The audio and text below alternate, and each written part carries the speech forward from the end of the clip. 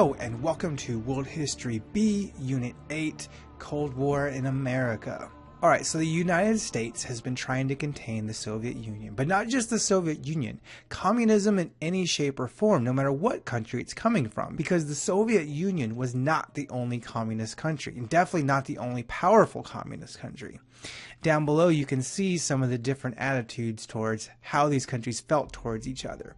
Russia feeling like the little tiny bear that the whole world is trying to expand upon and contain and push into this small little corner. And of course, on the other side, the Western countries felt like the Soviet Union was this big giant grizzly bear trying to conquer the entire world with its paws and spread its influence over across the entire globe. And both concepts that had some truth to it. On one hand, yes, the Soviet Union absolutely was trying to force communism on other countries and try to impose its will. But that's because after World War II, they felt the whole world was against them, so they felt it necessary to force the world to back off by conquering them. But not necessarily conquering them with military, though the threat of military was a commonly used tactic.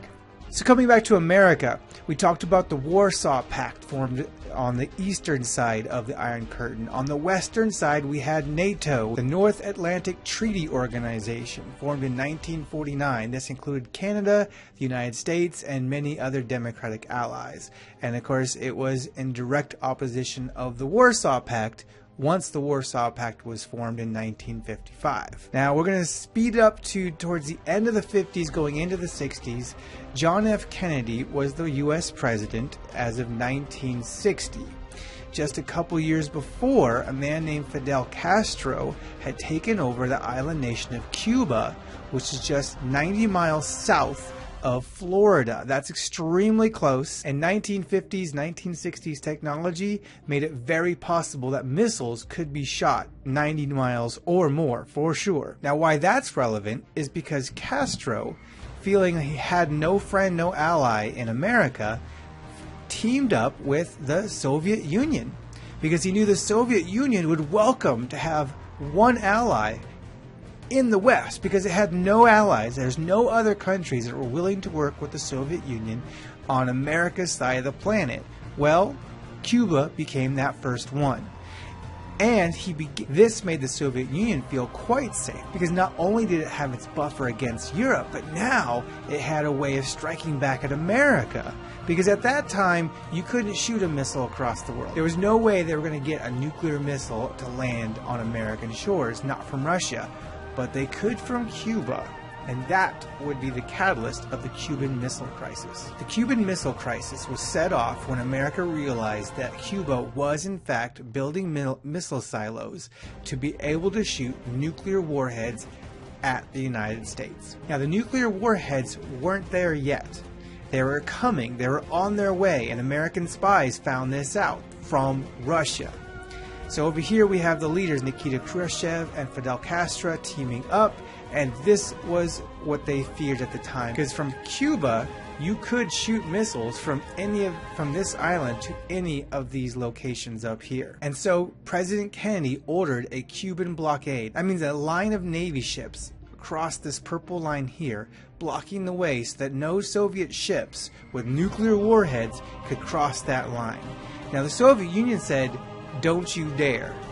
Cuba invited us. We're going to go visit Cuba. And if you get in our way, we will open fire, and that will start a war."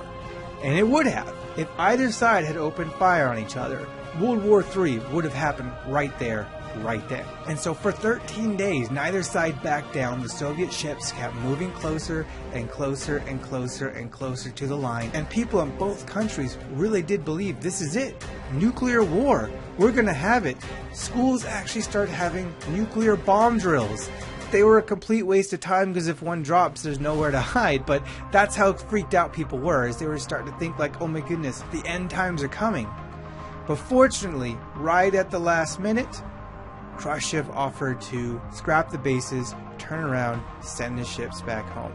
Because, again, mutually assured destruction. If getting missiles into Cuba caused World War III to start and nuclear missiles to be shot at each other back and forth, he realized there would be no safety and no security anymore. So he had no choice but to back down because, again, if he couldn't get through the blockade, he had no way of striking America directly, but America had tons of allies in Europe that would be more than willing to strike Russia. And this was known as brinksmanship. And both America and Russia are guilty of this, basically pushing each other so far, right up to the edge of all-out war having to be declared, and therefore possibly using nuclear weapons, and then backing off right at the brink, right at the edge.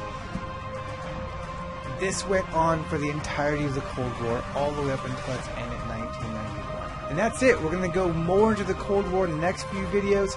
If you have any questions, let me know. Thank you.